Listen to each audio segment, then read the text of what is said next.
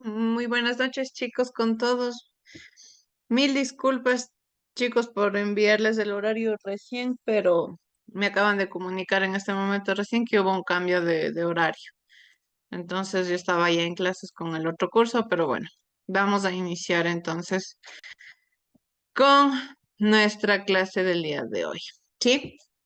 Dentro de la presente clase, chicos, nosotros vamos a hablar sobre el esclavismo. Sí, el esclavismo se especifica directamente en la sociedad como tal, como parte de la evolución, como parte del desarrollo, como parte de ciertos elementos fundamentales que conforman, por ejemplo, en nuestra sociedad actual. El esclavismo viene ya de varios años atrás, de siglos y siglos atrás, en los cuales nosotros tenemos cierto tipo de influencias, cierto tipo de resultado o de consecuencias de las buenas o malas decisiones de las anteriores sociedades, ¿sí? De los hombres pasados. Nosotros habíamos estado estudiando anteriormente lo que era el paleolítico y lo que era el neolítico.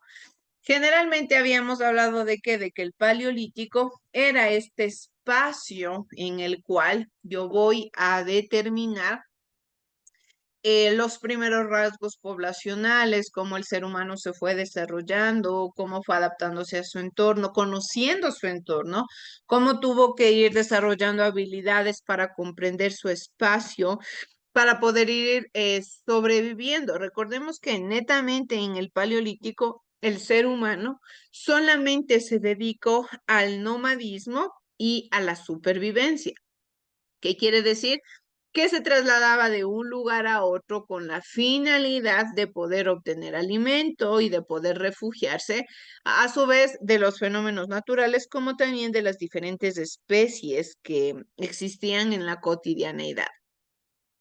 Por otro lado, habíamos pasado también en un salto histórico a lo que es el neolítico. Recordemos que el salto importante que entramos nosotros al neolítico es gracias al descubrimiento de la agricultura. El descubrimiento de la agricultura es uno de los factores más importantes a nivel histórico. ¿Por qué? Porque logra hacer que las sociedades se vuelvan independientes y ya se vuelvan autosustentables. ¿Qué quiere decir esto? Que ya no necesitan de estarse trasladando de un lugar a otro, sino que netamente ya pueden obtener sus beneficios en un mismo lugar. ¿Sí? Es decir, empiezan ya a practicar el sedentarismo. Ya se establecen en un lugar en específico. Pero lógicamente, como ya tenían un poco más de tiempo libre porque ya no tenían que trasladarse de un lugar a otro, ahora estaban establecidos en un solo lugar, empezaron a desarrollar nuevas estrategias, nuevas habilidades y a su vez también las necesidades empezaron a aumentar. El ser humano por naturaleza tiene necesidades, ¿sí? Las necesidades del hombre jamás se van a terminar. Las necesidades del ser humano siempre van a estar pendientes de la evolución social. Si nosotros constantemente vamos a tener necesidades, no quiere decir que, por ejemplo, hoy yo comí y ya esta comida yo voy a tener de aquí de largo para el resto de mi vida, ¿no? Constantemente yo voy a tener esta necesidad. A su vez, también nosotros, por ejemplo, cuando somos niños, tenemos necesidades que quizás no son tan significativas a las necesidades que se tiene ahora como adulto, quizás necesidades más económicas, de la salud, sociales, responsabilidades también.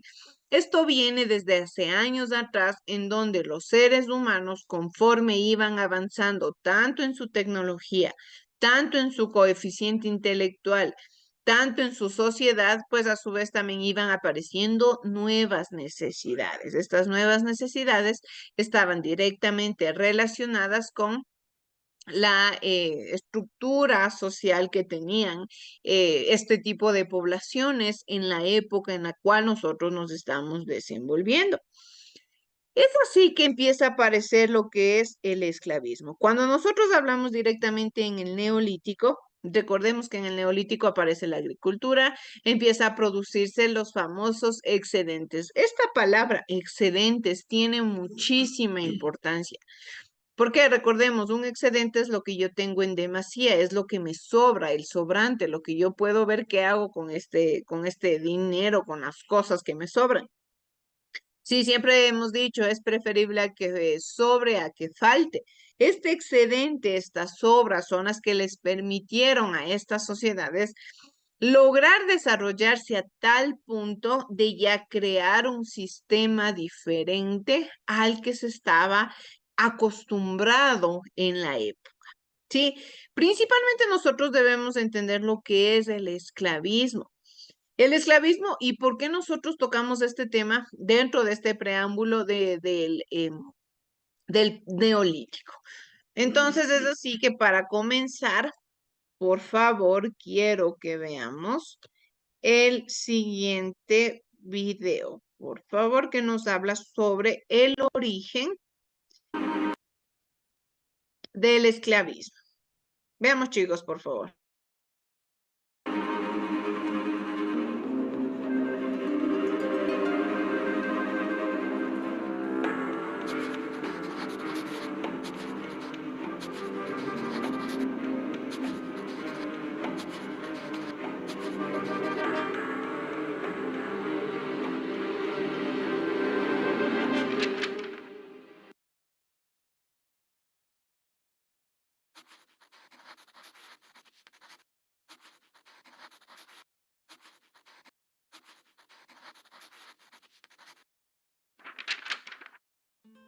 El comercio de esclavos fue una práctica tan antigua como la misma civilización humana. Este tipo de comercio estuvo presente desde hace miles de años en diferentes pueblos a lo largo del mundo, y en la mayoría de ellos continuó siendo practicado durante muchísimos siglos.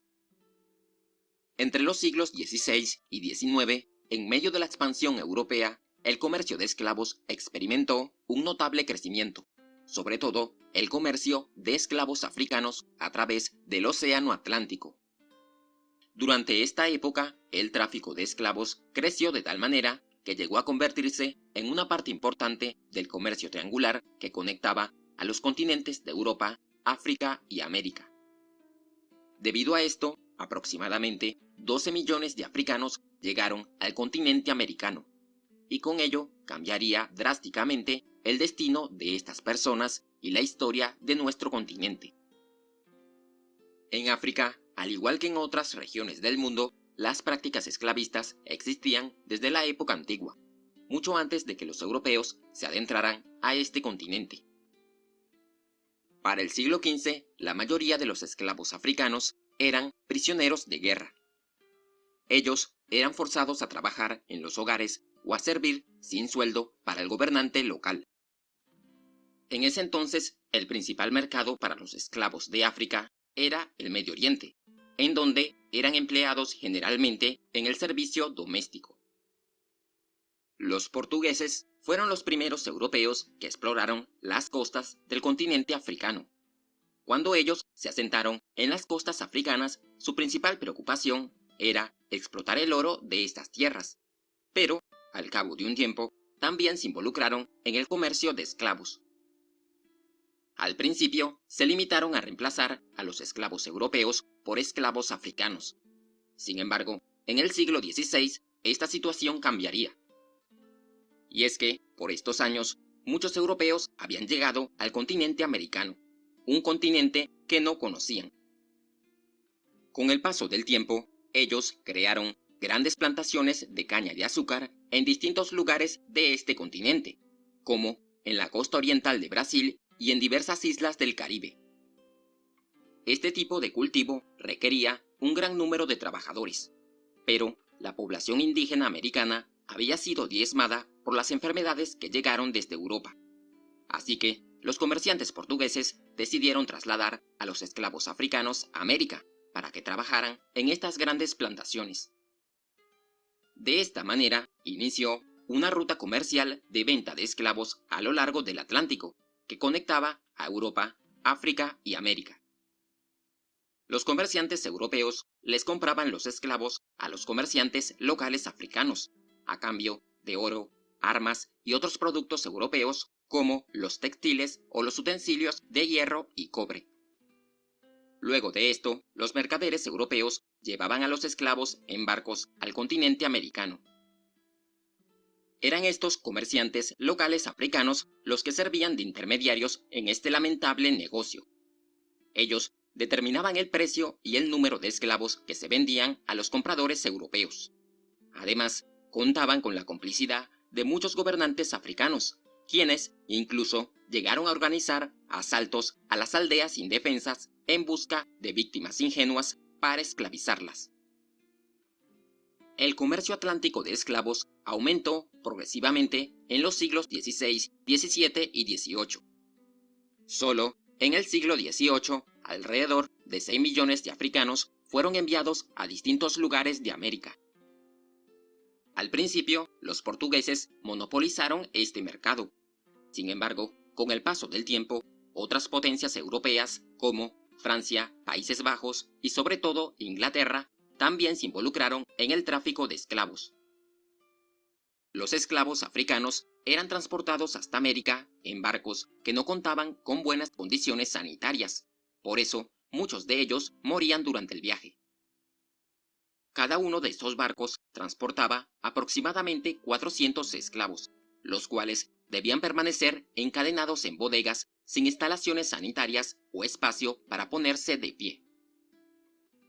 El comercio atlántico de esclavos trajo consigo grandes consecuencias para el mundo, especialmente en África y América.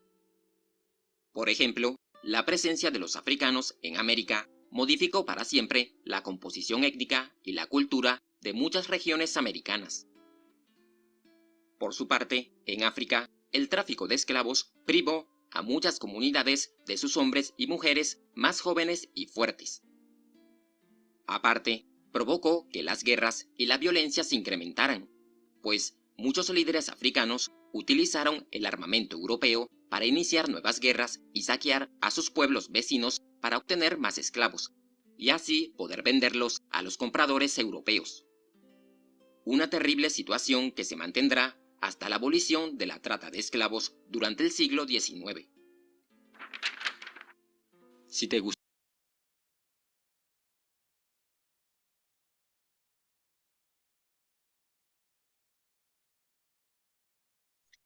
Hemos entendido de cierta manera el origen de la esclavización. ¿Cómo fue que toda esta actividad se fue desarrollando, se fue creando y se fue promoviendo? Lamentablemente es uno de los hechos históricos más lamentables debido a que se evadió totalmente los derechos de las personas, prácticamente se obstaculizó la vida de muchas otras personas, en las cuales personas poderosas se creían dueñas de la vida de individuos que no tenían absolutamente nada que ver, que no le habían hecho ningún mal a nadie.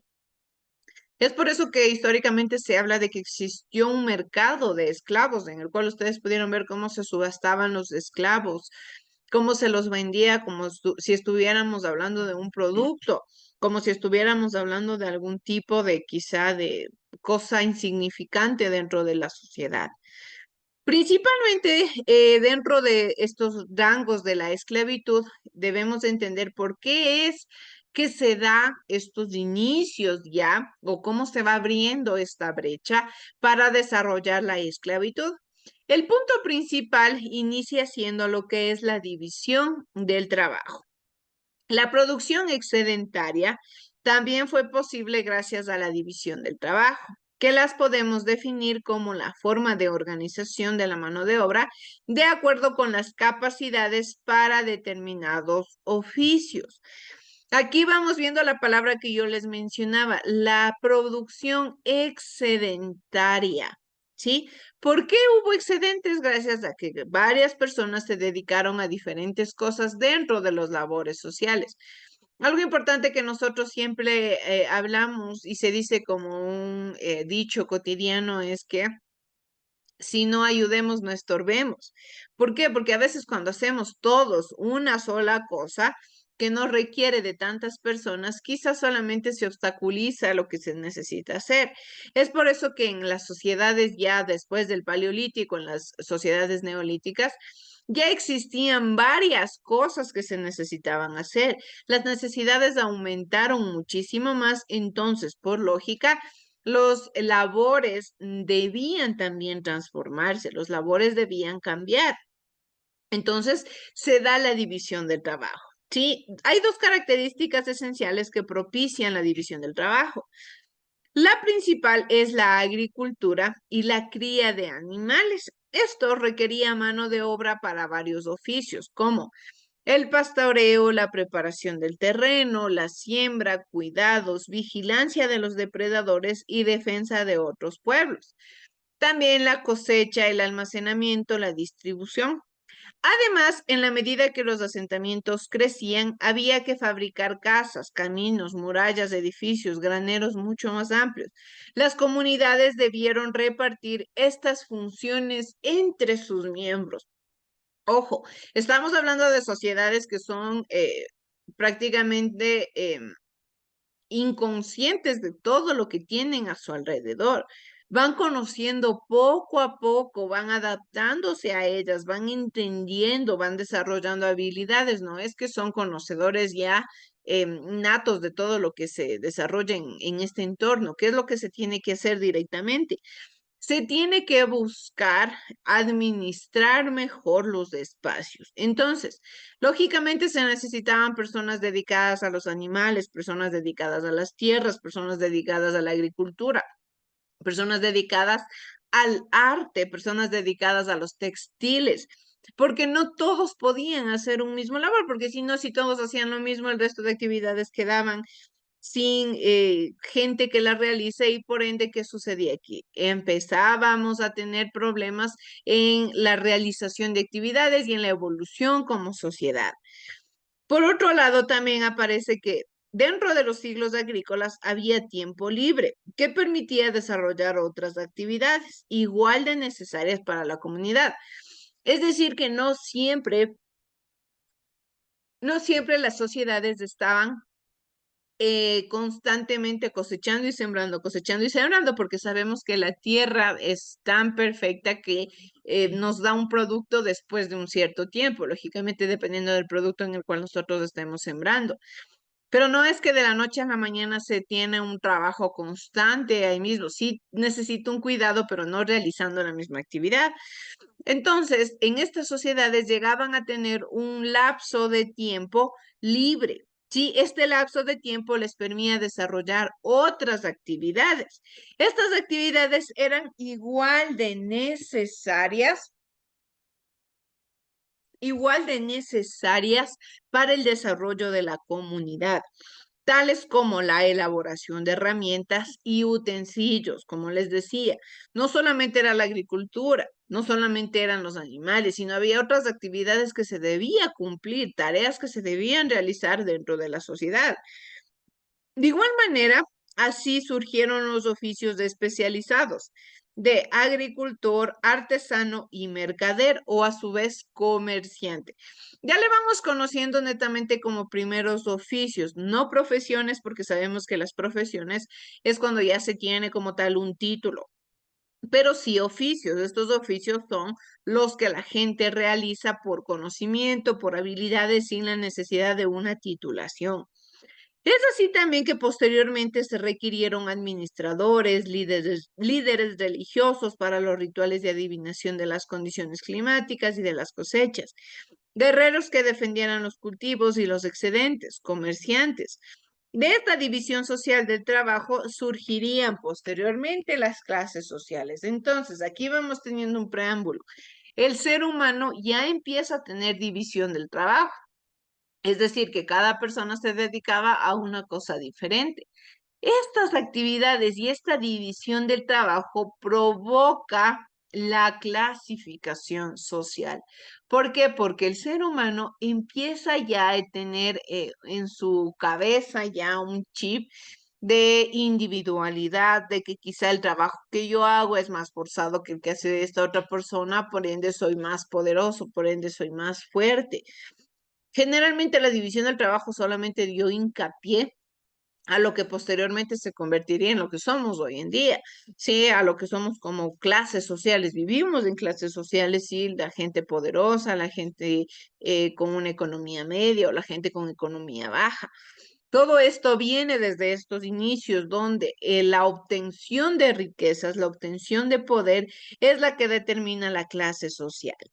La producción excedentaria elevó la expectativa de vida y disponibilidad de la mano de obra en las sociedades neolíticas. ¿Qué quiere decir esto? Generalmente el tener excedentes o el producir excedentes promovía mucho una economía estable. Es como decir, cuando nosotros hablamos de que eleva la expectativa de vida es porque tenemos un buen ingreso económico y podemos satisfacer más fácilmente nuestras necesidades. En este caso, en esta época, no se habla como tal de ninguna moneda ni de ningún dinero. Entonces, ¿cómo se desarrollaba el nivel de vida o cómo se producía el nivel de vida? Pues en base a los excedentes. El incremento exponencial de los excedentes y la aparición de nuevas necesidades dentro de las comunidades permitieron el desarrollo del comercio. ¿Por qué se permite? Y aquí es donde surge el comercio donde aparece. Tenemos excedentes, yo tengo muchas papas que me sobran, mucho arroz que me sobra. ¿Qué es lo que voy a hacer con esto? Puedo guardarlo quizá para seguir utilizándolo dentro de mi comunidad o quizá como veo que mi tierra me está produciendo, le doy un mejor uso. Sí, le utilizo en alguna otra actividad que me pueda dar igual o mejores beneficios para mi comunidad.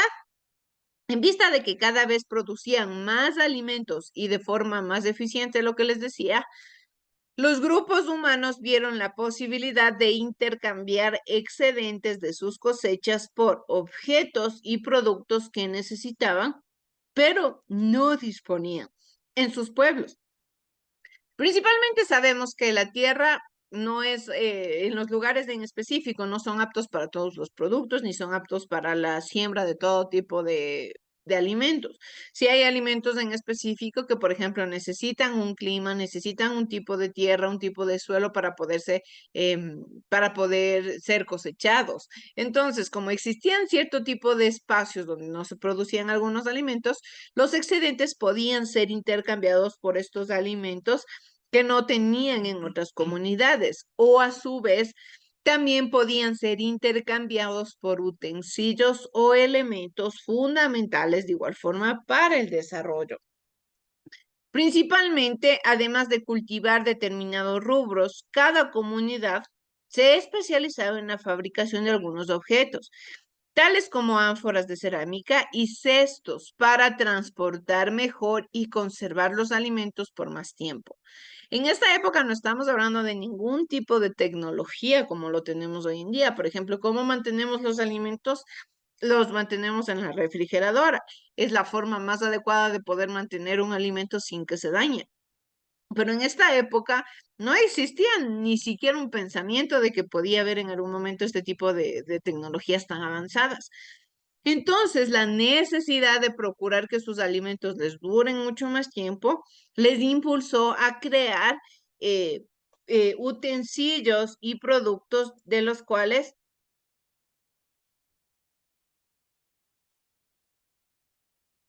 de ellos podían utilizarlos en una forma mucho más exponencial, en una forma mucho más garantizada. ¿Cómo garantizaban? Garantizaban sus alimentos, garantizaban la sostenibilidad de sus alimentos y que los puedan durar por mucho más tiempo. Asimismo, también fabricaban objetos de lujo, como adornos que intercambiaban bajo la figura del trueque. Ya sabemos, creo que todos en alguna vez en nuestra vida hemos escuchado qué significa un trueque o qué es un trueque, es un intercambio de un producto por otro, sin la necesidad de tener una moneda como tal. Son los primeros inicios de comercio. Lógicamente, este intercambio de productos tiene que ser por otro producto que tenga un valor equivalente. Sí, porque recordemos que no estamos hablando de una moneda, yo te pago lo que vale ese producto, sino que estamos intercambiando productos, estamos intercambiando artefactos u objetos, y el objeto que yo te estoy entregando, el que tú me estás entregando, debe cumplir con la misma equivalencia entre los dos. Es así también que empieza a aparecer el origen de la propiedad privada. ¿Qué es la propiedad privada? ¿A qué se refiere esta famosa propiedad privada? En el Paleolítico, la caza y la recolección eran tareas cooperativas, pero la revolución neolítica, pero con la revolución neolítica, esa visión empezó a cambiar. Sí, aquí es donde empieza a aparecer ya un tipo de pensamiento mucho más individualizado en el ser humano. El ser humano durante siglos había vivido en un entorno en el cual solamente existía la cooperación, en el cual existía la colaboración, el trabajo en conjunto. Pero ya con la revolución neolítica, esta forma de pensamiento toma otro rumbo y el ser humano ya empieza a ver las cosas de una forma total y completamente diferente. La agricultura representa una nueva forma de satisfacer las necesidades. Convertir una zona virgen, o mejor conocida como improductiva, en productiva, requirió un gasto calórico, empleo de tiempo y de herramientas mucho antes de ver los frutos. Es decir, que exigía de bastante trabajo. Para las personas que lograban desarrollar una tierra, preparar una tierra, requería de muchísimo esfuerzo. Este proceso productivo neolítico fue el origen de la propiedad, que entonces solamente era sobre la tierra, principalmente por dos razones. Después de desarrollar el proceso productivo para obtener cosechas, alimentarse y almacenar los excedentes, el ser humano debió repetir el ciclo, pero no desde cero, sino ya en una tierra que estaba mucho más preparada, lógicamente por el trabajo que le había dado desde un inicio, porque acondicionó esta tierra para el fin que él necesitaba. Por eso se apropió del predio o del espacio geográfico del cual él había trabajado y no estaba dispuesto ni a cederlo, mucho menos a compartirlo, sin un beneficio que lo restituyera a su esfuerzo y a su vez garantizara su alimentación. Esto era importante. El ser humano ya empezó a tener como que un poquito de valor propio, es decir, yo te puedo también compartir un poco de mi espacio, te puedo compartir quizá un poco de mi tierra para que la trabajes, pero a cambio de algo que también me beneficie a mí, a cambio de algo que me dé cierto tipo de beneficios. El excedente no fue el fruto de su trabajo.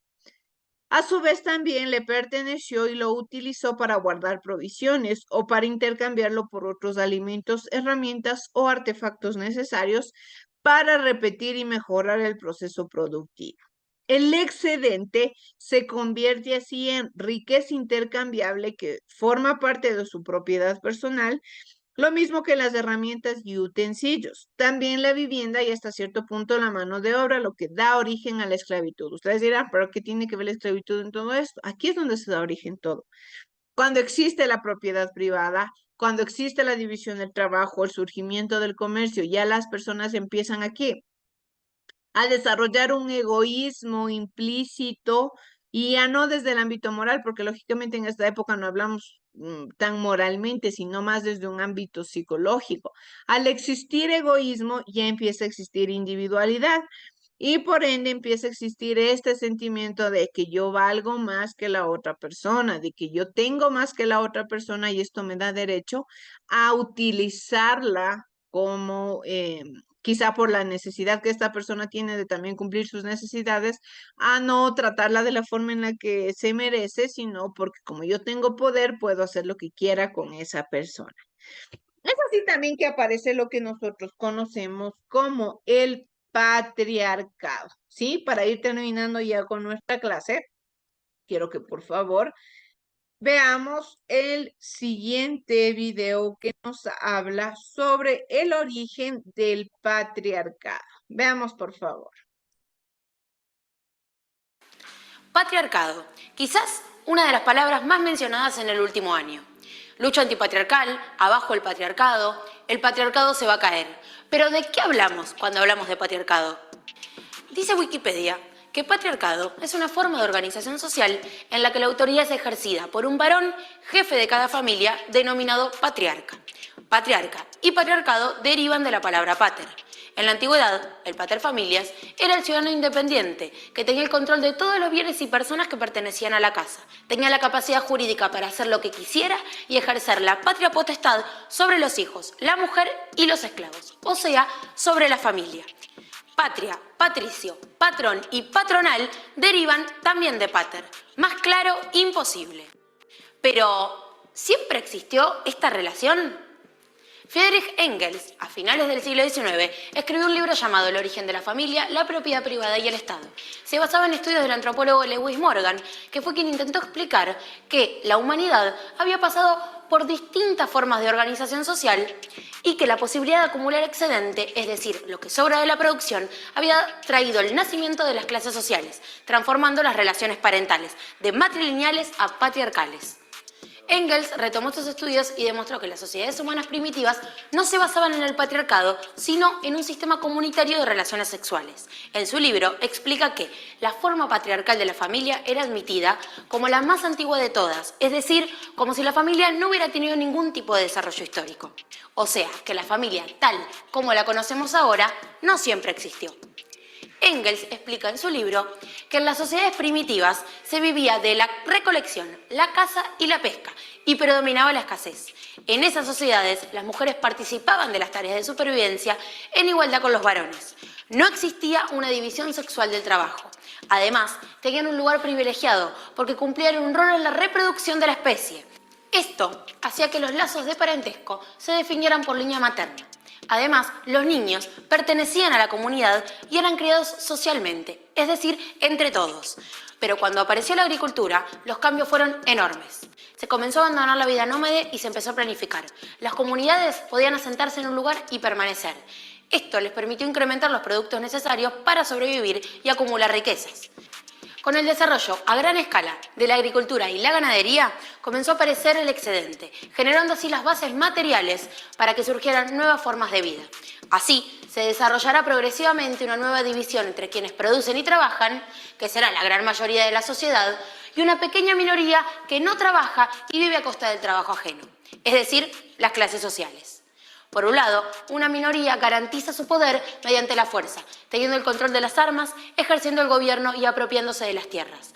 De esta forma surge también la propiedad privada y las primeras formas de Estado. Estas transformaciones modificaron rotundamente la vida de las mujeres. Ahora que existía el excedente, había que mantenerlo a lo largo de las generaciones.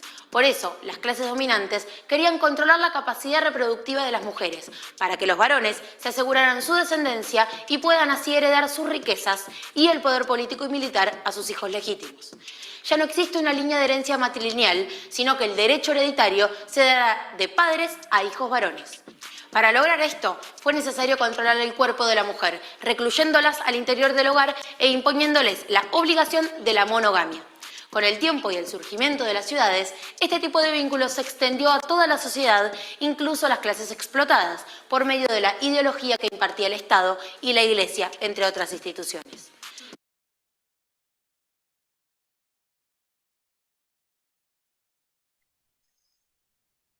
Bien, chicos, muchas gracias por su atención. Eso es todo lo que puedo compartirles dentro de la clase del día de hoy. Procedan a su siguiente hora.